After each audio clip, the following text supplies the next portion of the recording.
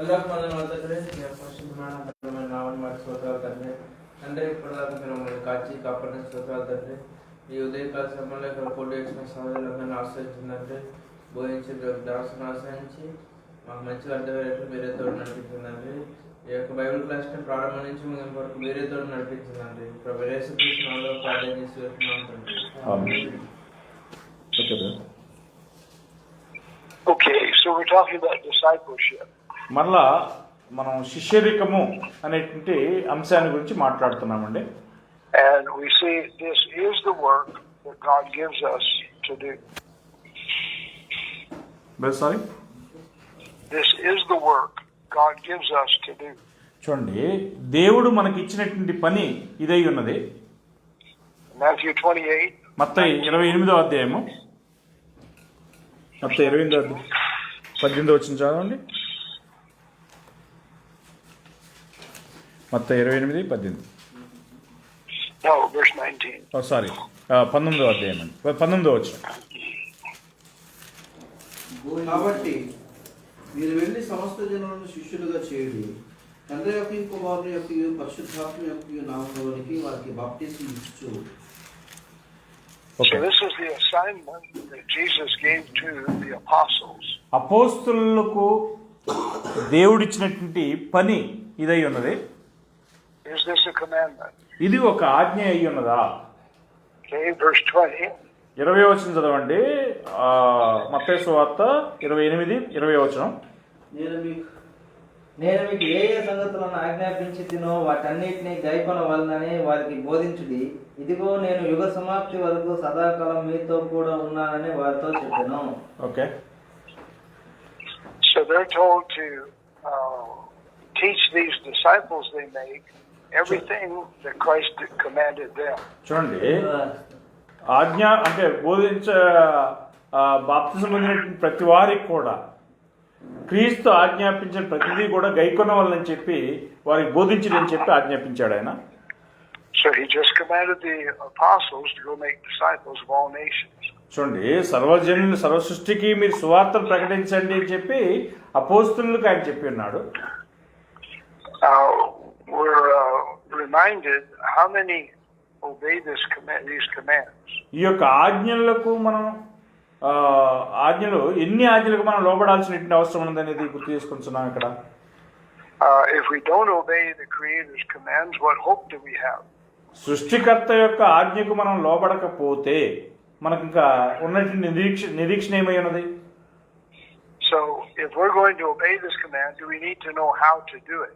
చూడండి, మనం ఈ యొక్క ఆజ్ఞకు లోబడకపోతే మనం ఆ యొక్క ఆజ్ఞకు లోబడాలంటే ఎలాగో మనం లోబడాల్సినటువంటి అవసరం ఉన్నది. Even baptism, we need to know how to do. చూడండి, బాప్తిసంలో కూడా మనం ఎలాగ చేయాలి అనే విషయంలో నేర్చుకోవాల్సినటువంటి అవసరం ఉన్నది. Jesus' baptism is not simple. యేసు యొక్క బాప్తిసం అనేది అంత సులభమైనది కాదు.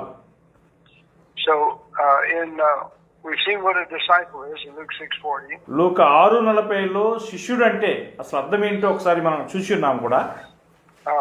Everyone, that doesn't leave out anybody. చూడండి, ప్రతివారు అని చెప్పన్నప్పుడు అక్కడ మిగతా వారందరూ కాదు. So every disciple is fulfilled is like his master. చూడండి, ప్రతి శిష్యుడు అన్నమాట, ప్రతి శిష్యుడు తన గురువుని పోలి లేదా తన యొక్క బోధకుని పోలి ఉండాలి అని అర్థం. Okay, Jesus was born like his brethren in everything. అన్ని విషయాల్లో యేసు తన సహోదరుల పోలి ఆయన పుట్టాడు. He grew in wisdom. ఆయన జ్ఞానంలో ఎదిగాడు. And we've seen the Father is the one that completed that love in the Son. చూడండి, తండ్రి ఆ యొక్క కుమారుని యందు సంపూర్ణం కలిగి ఉన్నాడు. So who would be a better master than Jesus? యేసు కంటే కూడా మనకు ఒక మంచి బోధకుడు ఎవరై ఉంటారు చెప్పండి? Why would we ever listen to any man? ఇంకా ఏ మనుషుని యొక్క బోధకైనా మనం ఎందుకు లోబడాలి లేదా చెవివ్వాలి చెప్పండి? Man can't give us the divine image. మనుషుడు ఆ యొక్క దైవీకమైన స్వభావాన్ని మనకి ఇవ్వలేదు. Then we've seen in Colossians 3, కొలస్సీ 3వ అధ్యాయంలో మనం చూసి ఉన్నాము, verses 9 and 10. 9-10 వచనాలు చూడండి. ఒకరితో ఒకడు అబద్ధం ఆడకుడి, ఏలయనగా ప్రాచీన స్వభావమును దాని క్రియలతో కూడా మీరు పరిత్యజించి జ్ఞానము కలుగు నిమిత్తము దానిని సృష్టించిన వాని పోలిక చొప్పున నూతన పరచబడుతున్న నవీన స్వభావమును ధరించుకొని ఉన్నారు. Okay, So we're to put on this new man. మనం ఈ యొక్క నవీన స్వభావాన్ని ధరించుకున్నాము. Who does the new man look like? ఈ యొక్క నవీన స్వభావము అనేది ఎవరిని పోలి ఉంటుంది? It looks like the one who created us. ఎవరైతే పుట్టించారో లేదా సృష్టించారో వారిని పోలి ఉంటుంది అది. And the Father created all things through Jesus. తండ్రి సమస్తము క్రీస్తు ద్వారా సృష్టించాడు. So who do we become in the image of? చూడండి, మనం ఎవరి యొక్క స్వరూపంలో ఉండవలసినటువంటి అవసరం ఉన్నది? In the image of Jesus. యేసు యొక్క స్వరూపంలో మనం ఉండాల్సినటువంటి అవసరం ఉన్నది. And then in verses 12 to 14, he gives several of the parts of Jesus' love. చూడండి, 12 నుంచి 14 వచనాల్లో యేసు యొక్క ప్రేమలో కొన్ని భాగాలను ఇక్కడ మనకు చెప్పాడు. చదవండి. So he commands us to be transformed by renewing our mind. మన యొక్క మనసును నూతన పరచుకోవడం ద్వారా మనము ఆ యొక్క కార్యాలను అలవర్చుకోవాల్సినటువంటి అవసరం ఉంది అంటున్నాడు. The mind is what determines to do things. దైవిక మన యొక్క మనసు ఏంటంటే మనం కొత్త కార్యాలు నేర్చుకోవాల్సినటువంటి అవసరం ఉంది. So we keep determining we will be in the image of Christ. మనము ఆ యొక్క నిర్ణయించుకున్నామంటే క్రీస్తు యొక్క మనసు కలిగినటువంటి వారమై ఉండవలసినటువంటి అవసరం ఉన్నది. So we saw Jesus growing yesterday. నిన్నటి దినమందు యేసు వర్ధిల్లుతూ ఉన్నట్టుగా లేదా ఎదుగుతూ ఉన్నట్టుగా మనం చదివాము. In Luke 2:42, లూకా 2:42 వచనంలో చూసినట్లయితే he was 12 years old. అప్పటికే ఆయన యొక్క వయసు 12 సంవత్సరాల వయసు. And he obeyed his parents. ఆయన తన తల్లిదండ్రులకు లోపడ్డాడు. And he increased in wisdom. ఆయన జ్ఞానంలో ఎదిగాడు. Now he did have one notable exception of obeying his parents. చూడండి, ఆయన తన తల్లిదండ్రులకు లోబడ్డాడు అనేది ఒక గుర్తింపబడినటువంటి ఒక ఉదాహరణ ఇక్కడ మనకున్నది. And when they say, why did you do this to us? చూడండి, ఇది ఎందుకు ఇలా చేస్తున్నావు నువ్వు అని చెప్పి వారు ఆయన అడిగారు. He said, don't you know I must be about my father's business? నేను నా యొక్క తండ్రి పనుల మీద ఉండవాలని మీకు తెలియదా అని ఆయన వారిని అడిగాడు. So what was he doing there in the temple with these doctors? చూడండి, ఈ యొక్క బోధకుల మధ్యలో ఆలయంలో ఆయన ఏం చేస్తూ ఉన్నాడు అక్కడ? He was teaching them the word of God. చూడండి, వారికి దేవుని యొక్క వాక్యాన్ని బోధిస్తూ ఉన్నాడు. Nevertheless, he was subject to his parents in Luke 2:51. ఈ లూకా 2:51 వచ్చిన ప్రకారం ఇది కాకుండా ఆయన తన తల్లిదండ్రులకు లోబడ్డాడు. ఇక చదవండి. And we showed how he learned obedience by suffering. చూడండి, ఆయన శ్రమల ద్వారా ఎలాగూ విధేయతను నేర్చుకున్నాడో మనం చూసి ఉన్నాము. Is that physical suffering or any kind of suffering? చూడండి, అది భూ సంబంధమైన శ్రమ లేకపోతే ఏ రకమైనటువంటి శ్రమ అయినను కలిగి ఉన్నదో. Every temptation is suffering. ప్రతి శోధన కూడా శ్రమగానే ఉన్నది. Okay, so in John 10:5, యోహాను 10:5లో we pointed out that the sheep know the one shepherd. చూడండి, ఆ యొక్క గొర్రె ఒకే కాపర్ని ఎరిగి ఉంటుంది, తెలుసుకుని ఉంటుంది. And they only follow the one shepherd. ఆ ఒక్క కాపర్నే గొర్రెలు వెంబడిస్తాయి. Well, who else can help us to have the divine nature? చూడండి, దైవిక స్వభావంలో మనం మార్చబడట కోసము ఎవరు సాయం చేయగలరు మనకి? Then we showed Jesus' mind in John 5:19. యోహాను 5:19లో యేసు యొక్క మనసును మనకు చూపించబడి ఉన్నది. He said he could of himself do nothing. నా అంతట నేను ఏమీ చేయలేను అని చెప్పి ఆయన చెప్పడం జరిగింది. So the only thing he did is what he had authority from the Father to do. ఆయన చేసినటువంటి ఒకే కార్యం ఏంటంటే తండ్రి యొద్ద నుంచి ఆయనకి ఏదైతే అధికారం ఉన్నదో అది మాత్రమే చేసి ఉన్నాడు. And then Matthew 23:8. మత్తయి 22:8 చూడండి. Let's read that. 23:8 brother. Matthew 23:8. మత్తయి 23:8 చదవండి. మీరైతే బోధకులనే పిలువబడవద్దు, ఒక్కడే మీ బోధకుడు, మీరందరూ సహోదరులు. Okay.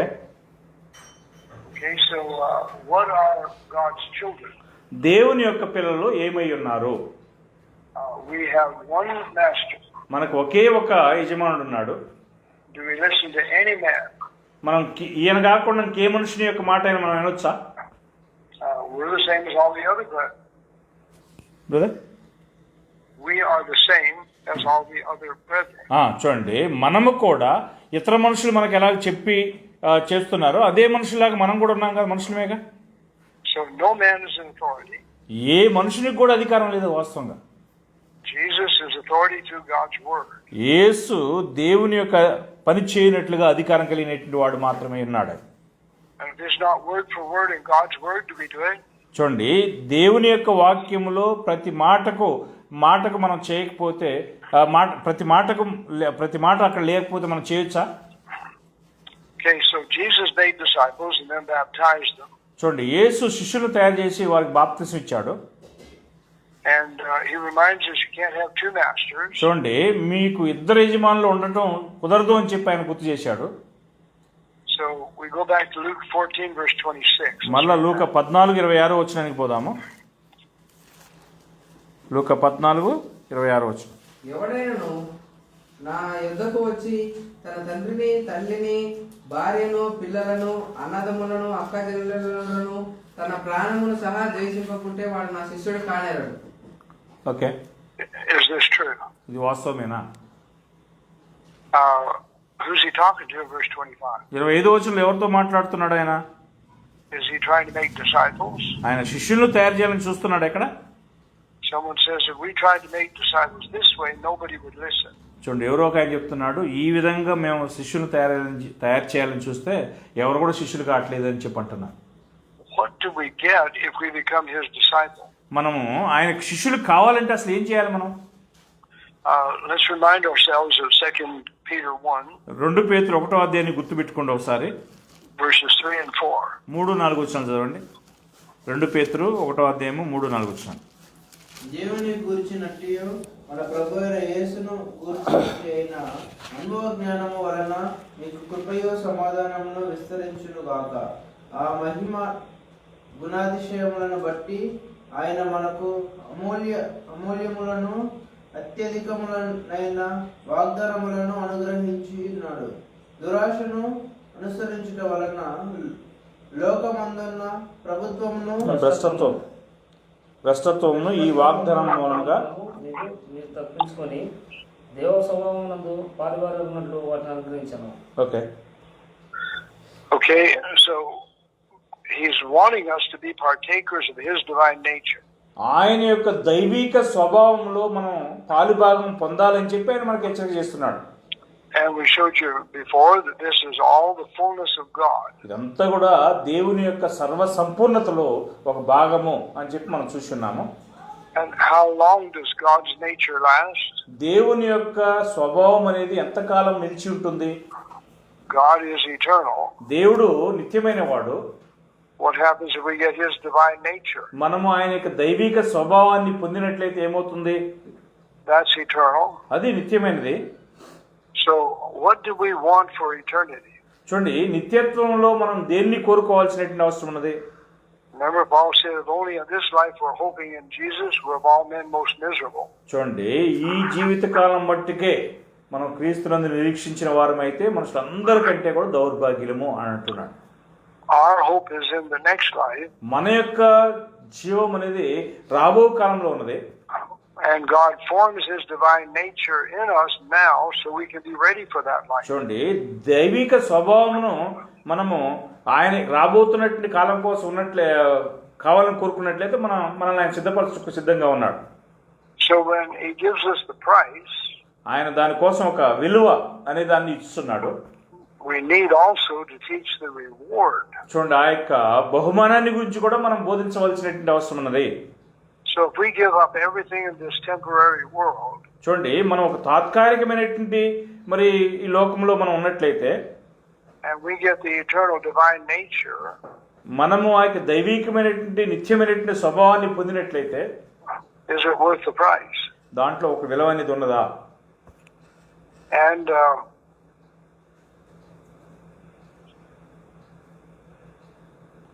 in Luke the 14th chapter, లూకా 14వ అధ్యాయము verse 30, he tells us about the man who's going to build a tower. 30వ వచనంలో ఒక వ్యక్తి ఒక గోపురాన్ని కట్టింపగోరినట్లయితే And he's got to count the cost before he starts it. అతను ఆ యొక్క పని మొదలు పెట్టడానికి ముందుగా దాని తగులుబడిని లెక్క చూసుకోవాల్సినటువంటి వాడినై ఉన్నాడు. Let's read verses 28 through 30. 28వ వచనం నుంచి 30వ వచనం వరకు చదవండి. లూకా 14. ఒక గోపురం కట్టింపగోరిన ఎడల దాన్ని కొనసాగించుటకు కావలసినది తన యొద్ద ఉన్నదో లేదో అని కూర్చుండి తగులుబడి మొదట లెక్క చూచుకొన్నని ఎడల అతడు దాని పునాది వేసి ఒకవేళ దాన్ని కొనసాగింప లేకపోయినందున చూచు అందరూ ఈ మనుషుడు కట్ట మొదలుపెట్టిన గాని కొనసాగింపలేకపోయినని అతన్ని చూచి ఎగతాళి చేయసాగుదురు. Okay, So what's the cost then of having this divine nature? చూడండి, ఈ యొక్క దైవీకమైనటువంటి స్వభావాన్ని మనం పొందుటకు మనం కట్టాల్సినటువంటి విలువ అంటే చెల్లించాల్సినటువంటి ధర ఎంత? Verse 33. 33వ వచనంలో, ఆ ప్రకారమే మీలో తనకు కలిగిన దంతయు విడిచిపెట్టని వాడు నా శిష్యుడు కానేరడు. So what's the price? అప్పుడు విలువ ఏంటి? Well, if we're going to follow Jesus, who did he serve? చూడండి, మనం యేసుని కోరినట్లయితే ఇప్పుడు ఆయన ఎవరిని సేవించాడు? He served the Father only. ఆయన తండ్రిని మాత్రమే సేవించాడు. So if we walk in Jesus' steps, who will we only serve? చూడండి, మనం యేసు యొక్క అడుగుజాడలు నడవాలనుకుంటే మనం కూడా ఎవరిని మాత్రమే సేవించాలి? Remember, while he was on earth, the Father is the one that made him gave him the perfect love. చూడండి, ఆయన ఈ భూమి మీద ఉన్నప్పుడు, అంటే యేసు ఈ భూమి మీద ఉన్నప్పుడు తండ్రి మాత్రమే ఆయనకు సంపూర్ణ ప్రేమను ఇచ్చినటువంటి వాడై ఉన్నాడు. Hebrews 2:10. హెబ్రీ 2:10 చూడండి. హెబ్రీ 2:10. ఎవరి నిమిత్తము సమస్తమును ఉన్నవో, ఎవరి వలన సమస్తమును కలుగుచున్నవో, ఆయన అనేకులైన కుమారులను మహిమకు తెచ్చుచున్నగా వారి రక్షణకర్తలు శ్రమల ద్వారా సంపూర్ణునిగా చేయుట ఆయనకు తగును. So who gave Jesus this divine love? చూడండి, యేసునకు ఈ యొక్క దైవికమైనటువంటి ప్రేమను ఎవరిచ్చారు? He is the captain of our salvation. ఆయనే మన యొక్క రక్షణకు కర్తగా ఉన్నాడు. Who is leading our way? మన యొక్క మార్గాలను నడిపించేటువంటి వారు ఎవరై ఉన్నారు? If we follow him, మనం ఆయన వెంబడించినట్లయితే he'll show us how to be fully set apart for the Father. చూడండి, తండ్రికి మనం ఎలాగో అంటే మనల్ని మనం ప్రత్యేకించుకోవాలనో ఆయన సూచించగలడు. How many dead works did Jesus take part in? యేసు ఎన్ని నిర్జీవ క్రియలు అంటే మృతమైన క్రియలను చేశాడు చెప్పండి. How much vanity did he take part in? ఎంత వ్యర్థమైన కార్యాల్లో ఆయన భాగం పంచుకున్నాడు చెప్పండి. Do we want that divine nature like Jesus had? యేసు కలిగి ఉన్నట్లుగా మనము కూడా దైవికమైనటువంటి స్వభావం కావాలని కోరుకోవాలన్నా? So God created us so that we could have that divine nature. చూడండి, దేవుడు మనల్ని సృష్టించినందువలన మనకు ఆ యొక్క దైవికమైనటువంటి స్వభావాన్ని దేవుడు ఇవ్వగలడు. Okay, in Philippians 3, ఫిలిప్పీ 3వ అధ్యాయం తిప్పుకోండి. 5 through 7. 5 నుంచి 7 వచ్చాను. ఫిలిప్పీ 3:5 నుంచి 7 వచ్చాను. 8వ దినమున సున్నతి పొందితిని. ఇశ్రాయేలు వంశపు వాడనై బెన్యామీను గోత్రములో పుట్టి హెబ్రీయుల సంతానమైన హెబ్రీయుడనై ధర్మశాస్త్ర విషయము పరిశీలనై ఆసక్తి విషయము సంగమును. Is it chapter 2 verses 5 brother or chapter 3? 5 through 7. Chapter 2 or 3? Chapter 3. Okay, చదువు రైట్. ఆసక్తి విషయము సంగమును ఇచ్చించువాడనై ధర్మశాస్త్రం వలని నీతి విషయము అనిందుడనై ఇంటిని. అయినను ఏవేవి నాకు లాభకరములైననో వాటిని క్రీస్తు నిమిత్తము నష్టంగా ఎంచుకుంటుని. Okay, So how much did Paul pay? What price did Paul pay? పౌలు దేన్ని వదులుకున్నాడు లేదా ఎంత చెల్లించాడు చెప్పండి ఇక్కడ చూసి. Verse 7. 7వ వచనం చూడండి. What things were gained to me, I counted loss for నాకు Christ. ఏవేవి లాభకరమై ఉండెనో వాటన్నిటిని కూడా నేను వదిలిపెట్టాల్సి వచ్చింది అని అంటున్నాడు. So who did Paul only serve? అలాగైతే పౌలు ఎవరిని మాత్రమే సేవించాడు? If we follow in Paul's steps, మనం పౌలు యొక్క అడుగుజాడల్లో మనం నడిచినట్లయితే who will be the only one that we serve? మనము కూడా ఎవరిని మాత్రమే సేవించగలము? Well, we're talking about the divine nature. మనము దైవిక స్వభావాన్ని గురించి మాట్లాడుతున్నట్లయితే This is not something small. ఇదేదో చిన్న కార్యం కాదు, This is something very great. ఇది చాలా గొప్ప కార్యమై ఉన్నది. So we have to give everything we have to get this. మనము దీన్ని చేయాలంటే మనం అదంతా కూడా చేయవలసినటువంటి వారమై ఉన్నాము. What did the man do when he found the treasure in the field? ఒక వ్యక్తి పొలంలో దాచబడిన ధనాన్ని కనిపెట్టాడు అనుకో, ఏం చేస్తాడు చెప్పండి? He went and sold all that he had and got that తనకున్నటువంటి treasure. ఆస్తి అంతా అమ్మేసి దాన్ని పోయి కొంటాడు కదా. And what about the man that found the pearl of great price? ఒక ముత్యాన్ని కనిపెడితే విలువగలిగిన ముత్యాన్ని చూశాడు, ఆ మనుషుడు ఏం చేస్తాడు? He sold all that he had and bought the pearl. అతనుకున్నటువంటి ఆస్తి అంతా అమ్మేసి దాన్ని ఆ యొక్క ముత్యాన్ని కొనుక్కుంటాడు అతను. Well, what great treasure do we have hope of? మనకి మరి ఉన్నటువంటి ఆ గొప్ప ఐశ్వర్యము లేదా గొప్ప ధనం ఏంటి చెప్పండి? So can we be partakers of this divine nature? మనం ఈ యొక్క దైవిక స్వభావంలో పాలు పొందగలమా? So we saw Ephesians 3, ఎఫెసీ 3వ అధ్యాయము 14 through 19. 14వ వచనం నుంచి 15వ వచనం వరకు చదవండి. ఆయన మన సమాధానమై ఉండి మీకును మాకును ఉండిన ద్వేషమును అనగా విధి రూపకమైన ఆజ్ఞలను ధర్మశాస్త్రమును తన శరీరమందు కొట్టివేయుట చేత మధ్యగోడను పడగొట్టి మన ఉభయులను ఏకము చేసెను. ఇట్లు సంధి చేయొచ్చు ఈ ఇద్దరిని తన యందు ఒక నూతన పురుషునిగా సృష్టించి తన శిలువ వలన ఆ ద్వేషమును సంహరించి దాని ద్వారా వీరిద్దరిని ఏక శరీరముగా చేసి దేవునితో సమాధానపరచవలనని ఈలాగు చేసిన కనుక ఆయనయే మనకు సమాధానకారుడై ఉన్నాడు. Okay. So this is possible for the Ephesians. Is it possible for us? ఇది ఎఫెసీయులకు సాధ్యమైనట్లయితే మనకు సాధ్యమేనా? So he wants us to be strong in the inner man in verse 16. 16వ వచనంలో అంతరంగ పురుషునిలో మనం శక్తి కలిగినటువంటి వారమై ఉండాలని చెప్పి కోరుచున్నాడు ఆయన. And if we are strong, Christ is dwelling in our hearts. చూడండి, మనము శక్తి కలిగినటువంటి వారమైనట్లయితే క్రీస్తు మన హృదయాల్లో నివాసం చేస్తున్నాడు. And we're planted in love. మనము ఆ యొక్క ప్రేమలో నాటబడుతున్నాము. That's God's love, not man's. అది దేవుని యొక్క ప్రేమే కానీ మనుషుని యొక్క ప్రేమ కాదు. Then verse 18, how much understanding do we have? ఇక్కడ 3వ అధ్యాయము 18వ వచనంలో మనకి ఎంత గ్రహింపు ఉన్నది చూడండి. To do that, to know the love of Christ, we have to know everything. చూడండి, క్రీస్తు యొక్క ప్రేమను తెలుసుకోవాలంటే మనం అన్నిటిని కూడా గ్రహించుకోవాల్సినటువంటి అవసరం ఉన్నది. Then the love of Christ then in our hearts passes knowledge. చూడండి, క్రీస్తు యొక్క ప్రేమ అనేది మన యొక్క జ్ఞానానికి మించినదై ఉన్నది అని చెప్తున్నాడు. And then verse 19, what's the result? ఇక్కడ 19వ వచనంలో ఫలితం ఏంటి? జ్ఞానానికి మించిన క్రీస్తు ప్రేమను తెలుసుకున్నట్టుకు తగిన శక్తి కలవారని ప్రార్థించున్నాను. 3:19 చదివింది. Okay. So what's his aim? ఆయన యొక్క ఉద్దేశం ఏంటి? His aim is to make us with all his fullness. చూడండి, ఆయన యొక్క సర్వ సంపూర్ణత కలిగినటువంటి వారుగా మనం ఉండాలి అనేది 15 నుంచి 18 కలిసి ఉన్నది 3వ అధ్యాయం. అది What dwelled in Christ bodily? క్రీస్తు యొక్క శరీరంలో, క్రీస్తు శరీరం ఏమి నివాసం చేసింది?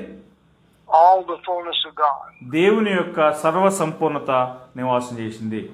Was that the day he was born, or did he grow to that? చూడండి, అదే దినాన ఆయన పుట్టాడా, లేకపోతే ఆయన పుట్టిన తర్వాత రోజుకు రోజు ఎదుగుతూ వచ్చాడా?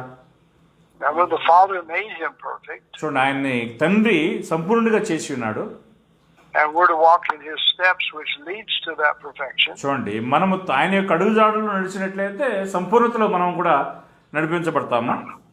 Verse 20, is it possible for us to have all the fullness of God? 20వ వచనంలో దేవుని యొక్క సంపూర్ణత అంతా కూడా మనం పొందగలమా? Ephesians 3:20. ఎఫెసీ 3:20 చదవండి.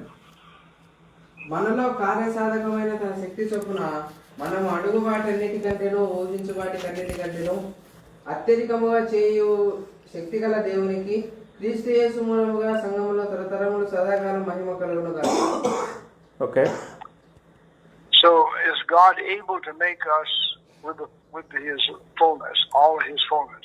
దేవుడు తన సర్వ సంపూర్ణతను మనలో నింపడానికి శక్తి కలిగినటువంటి వాడై ఉన్నాడా? And to do that, we must obey the commands of God. అది చేయనట్లుగా మనం దేవుని యొక్క ఆజ్ఞలకు లోబడాల్సినటువంటి అవసరం And ఉంది. if we do obey all the commands of God in 1 John 2, మొదటి యోహాను 2వ అధ్యాయంలో మనం దేవుని యొక్క ఆజ్ఞలన్నిటికీ లోబడినట్లయితే verse 5, what does that lead to? 5వ వచనంలో దేనిలో నడిపిస్తుంది? ఆయన వాక్యం ఎవడు గైకొనునో వానిలో దేవుని ప్రేమ నిజంగా పరిపూర్ణమాయను. ఆయన ఎందు నిలిచి ఉన్న వాడని చెప్పుకున్నవాడు ఆయన ఎలాగ నడుచుకునేనో అలాగే తాను నడుచుకున్న భద్రుడై ఉన్నాడు. మనం ఆయన ఎందున్నామని దీని వలన తెలుసుకొనుచున్నాము. Okay, So what does that lead to? అది ఏం చూపిస్తుంది మనకి? అది ఏం అర్థమై ఉన్నది మనకి? We can be filled with all the fullness of God. మనము దేవుని యొక్క సర్వ సంపూర్ణతలో నింపబడగలము అని చెప్పి చూపిస్తుంది. Revelation 3, ప్రకటన గ్రంథం 3వ అధ్యాయము verse 5. 5వ వచనం. జయించువాడు అలాగున తెల్లని వస్త్రములు ధరించుకును, జీవ గ్రంథములో నుండి అతని పేరు ఎంత మాత్రమును తుడుపు పెట్టక నా తండ్రి ఎదుటను ఆయన దూతల ఎదుటను అతని పేరు ఒప్పుకుందును. Okay, So we've been called to a fight. మనం ఒక పోరాటం చేయనట్లుగా లేదా ఒక యుద్ధం చేయనట్లుగా పిలువబడి ఉన్నాం. Are we called to lose that fight or win? మనం ఆ యొక్క యుద్ధంలో ఓడిపోవాలని పిలువబడ్డామా లేదా గెలవడానికి, జయించడానికి పిలువబడ్డామా? Jesus is the captain of our salvation. మన And యొక్క he రక్షణకు won. యేసు కర్త అయి ఉన్నాడు. Can he show us how to win? మనం ఎలా గెలవాలి, జయించాలనే దానికి ఆయన మనకు చూపిస్తున్నాడు. So notice the promises are given to those that overcome. చూడండి, మనం జయించేటువంటి వారికి ఆయన చేసిన వాగ్దానాన్ని అక్కడ గమనించండి. So do we need to fight this battle and overcome? చూడండి, మనం ఈ యొక్క పోరాటంలో గెలవలసినటువంటి, జయించవలసినటువంటి వారమై ఉన్నాము. That's what he calls us to, is to win this fight. అందుకోసమే ఆయన మనల్ని పిలిచాడు. Okay.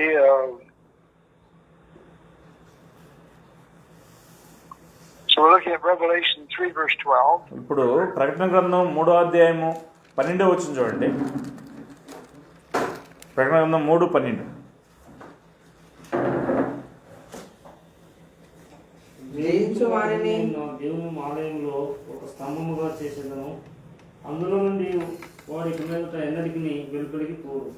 మరియు నా దేవుని పేరును పరలోకంలో నా దేవుని యొద్ద నుండి దిగువచ్చున్న నూతనమైన యెరూషలేమును, నా దేవుని పట్టణపు పేరును, నా కొత్త పేరును వారి మీద వ్రాసేదను. Okay, So who are the promises to? ఈ యొక్క వాగ్దానాలు ఎవరికి ఉన్నాయి? He that overcomes. ఎవరైతే జయిస్తారో వారికి ఉన్నాయి. Verse 21. 21వ వచనం చూడండి. నేను జయించు నా తండ్రితో కూడా ఆయన సింహాసనం ముందు కూర్చుంటున్న ప్రకారము జయించు వారిని నాతో కూడా నా సింహాసనం ముందు కూర్చుండనిచ్చెను. Okay, So who are the promises to? ఈ యొక్క వాగ్దానాలు ఎవరికి? Revelation 21:7. ప్రకటన గ్రంథం 21వ అధ్యాయము 7వ వచనం చూడండి. ప్రకటన గ్రంథం 21:7.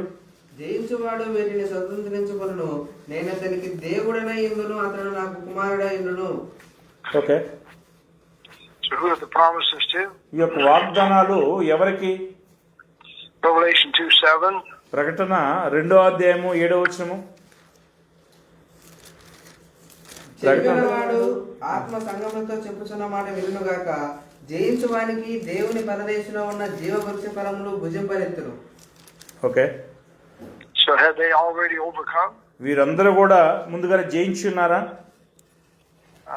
He's got to keep his works till the end. చూడండి, ఆయన ఆ యొక్క పనిని కొనసాగించవలసినటువంటి వాడై ఉన్నాడు. And they still had some fighting to do. వారు చేయవలసినటువంటి పోరాటం కూడా ఒకటి ఉన్నది. Revelation 2:11. ప్రకటన గ్రంథం 2వ అధ్యాయము 11వ వచనం చూడండి.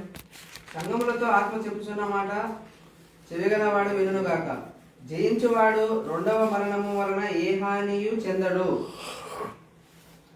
So who gets the promises? ఈ యొక్క వాగ్దానాలు ఎవరు పొందారు?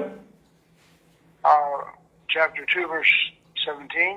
2వ అధ్యాయము 17వ వచనం చూడండి. సంగములతో ఆత్మ చెప్పుచున్న మాట చెవిగలవాడు వినుగాక, జయించువానికి మరుగై ఉన్న మన్నాను భుజింపనెత్తును, మరియు అతనికి తెల్లవ రాతి నెత్తును. ఆ రాతి మీద చెక్కబడిన ఒక క్రొత్త పేరుండును, పొందిన వానికే గాని అది మరి ఎవరికి తెలియదు. Okay, Have they already overcome? వారు ముందుగానే జయించారా? Now we're called to win this battle. మనం ఈ యొక్క పోరాటంలో జయించాలని చెప్పి పిలువబడి ఉన్నాం. And 1 John 5:4. బ్రదర్, 1 John మొదటి యోహాను 5:4. మొదటి 5:4. దేవుని మూలముగా పుట్టిన వారందరూ లోకమును జయించుదురు, లోకమును జయించిన విజయము మన విశ్వాసమే. Okay, So again, what is it that overcomes? అప్పుడు జయించినటువంటి వారికి ఏమవుతుంది? If we have faith only, do we obey? మనము విశ్వాసం మాత్రమే కలిగి ఉన్నట్లయితే మనం లోపడతామా? But if we have a genuine faith, do we obey? మనకు నిజమైనటువంటి విశ్వాసం ఉన్నట్లయితే మనం లోపడతామా? Our faith will overcome in these temptations. చూడండి, మన యొక్క విశ్వాసం అనేది ఈ యొక్క శోధనలో జయించినట్లు సహాయపడుతుంది. So we need to be a true disciple of Jesus. మనం యేసు యొక్క నిజమైనటువంటి శిష్యుడిగా ఉండాల్సినటువంటి అవసరం ఉన్నది. He ran this race ahead of us. చూడండి, ఆయన మనకంటే ముందుగా ఈ పోరాటంలో పరుగులో పరిగెత్తాడు. And we need to follow in his steps. మనం ఆయన కడుగుజాడల్లో నడవలసినటువంటి అవసరం ఉన్నది. So we're looking at 1 Peter 2, మొదటి పేతురు 2వ అధ్యాయంలో మనం చూస్తున్నాము. verse 21. మొదటి పేతురు 2:21 వచ్చింది చదవండి. క్రీస్తు కూడా మీ కొరకు బాధపడి మీరు తన అడుగు జాడలందు నడుచుకున్నట్లు మీకు మాదిరి ఇచ్చిపోయెను. Okay, So what were these steps that we're to follow? మనం వెంబడించవలసినటువంటి యొక్క అడుగుజాడలు ఏమై ఉన్నాయి? He tells us the steps in verses 18 and 19. 18-19 వచనాల్లో ఆ యొక్క అడుగుజాడల గురించి ఆయన చెప్తున్నాడు. అటువల్ల మంచివారును సాత్వికులైన వారికి మాత్రము కాక మన ముష్కరులైన మీ యజమానులను పూర్ణ భయంతోనూ లోబడి ఉండుడి. ఎవడైనను అన్యాయంగా శ్రమ పొందుతూ దేవుని గురించిన మనస్సాక్షి కలిగి దుఃఖము సహించినట్లా అది మగును. Okay, So he tells about us if we have an evil employer. చూడండి ఇక్కడ ఏం చెప్తున్నాడంటే మనకు ఒక దుర్మార్గుడైనటువంటి యజమానుడు ఉన్నప్పటికీ కూడా మనం దానికి అతనికి లోబడాల్సినటువంటి అవసరం ఉందని చెప్తున్నాడు. And he commands us to obey that evil employer anyway. ఏ విధంగానైనా ఆ యొక్క దుర్మార్గుడైనటువంటి యజమానుడిని కూడా మనం లోబడాలి అని చెప్తున్నాడు. Is there any suffering involved? అప్పుడు అక్కడ వేదన ఏమైనా ఉంటుందా అలా లోబడేటువంటి క్రమంలో? He says very plainly, we suffer wrongfully. చూడండి, అన్యాయంగా మనం చంపడాల్సి వస్తుంది అలాంటప్పుడు అంటున్నాడు. When did Jesus deserve to suffer? ఎప్పుడు అసలు యేసు శ్రమపడటానికి అర్హుడై ఉన్నాడు చెప్పండి? So how do we win this battle? మనం ఈ యొక్క పోరాటంలో ఎలా గెలుస్తున్నాము? We must be willing to suffer wrongly like Jesus did. యేసు ఏ విధంగా అన్యాయంగా శ్రమ పొందాడో అదే విధంగా మనము అన్యాయంగా శ్రమ పొందుటకు ఇష్టపడవలసినటువంటి అవసరం ఉన్నది. And we need to run this race with patience. మనం ఈ యొక్క పోరాటంలో మరి పరుగులో ఓపికతో పరిగెత్తాల్సినటువంటి వారమే ఉన్నాం. Okay. So Luke 9, ఇప్పుడు లూకా 9వ అధ్యాయం తిప్పుకోండి. 23 and 24, let's review that. 24, 25 వచ్చినాలు మరొకసారి పరిశీలన చేద్దాం. లూకా 9, 24, 25 వచ్చినాం.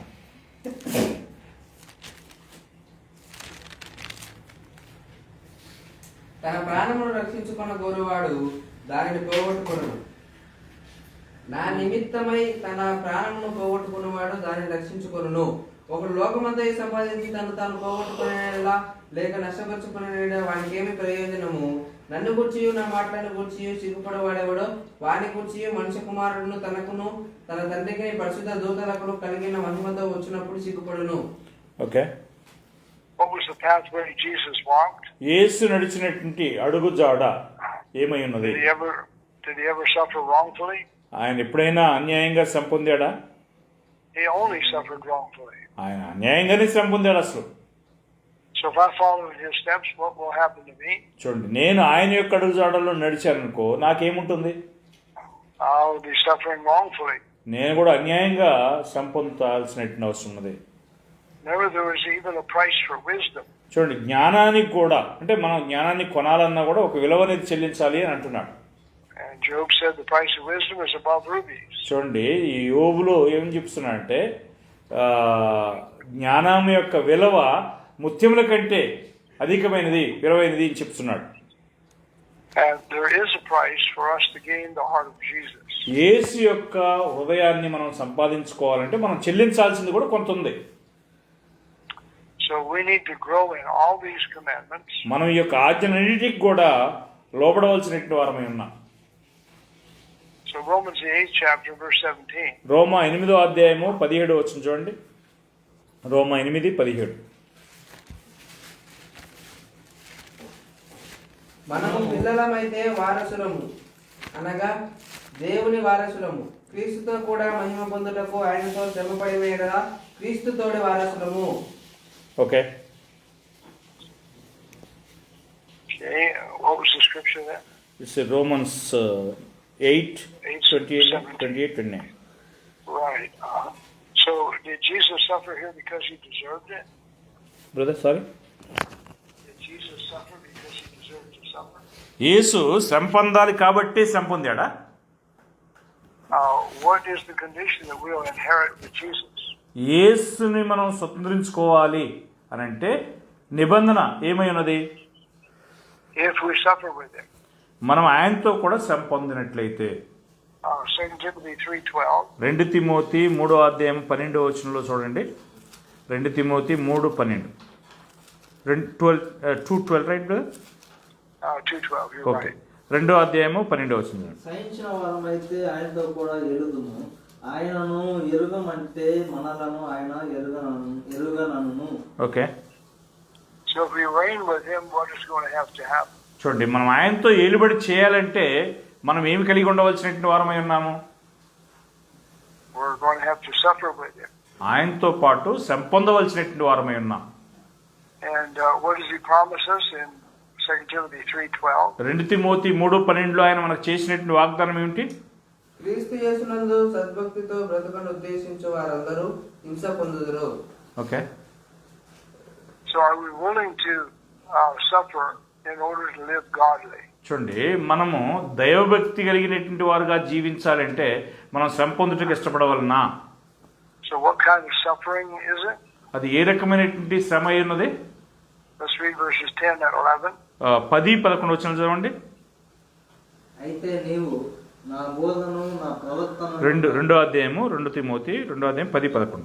అందుచేత ఏర్పరచబడిన వారు నిత్యమైన మహిమతో కూడా క్రీస్తు యేసునందుని రక్షణ పొందవాలని నేను వారి కొరకు సమస్తమును ఓర్చుకుంటున్నాను. ఈ మాట నమ్మదగినది ఏదనగా ఆయనతో కూడా చనిపోయిన వారమైతే ఆయనతో కూడా బ్రతుకుదము, సహించిన వారమైతే ఆయనతో కూడా ఏలుదము. చాలు. Okay. So were these physical suffering?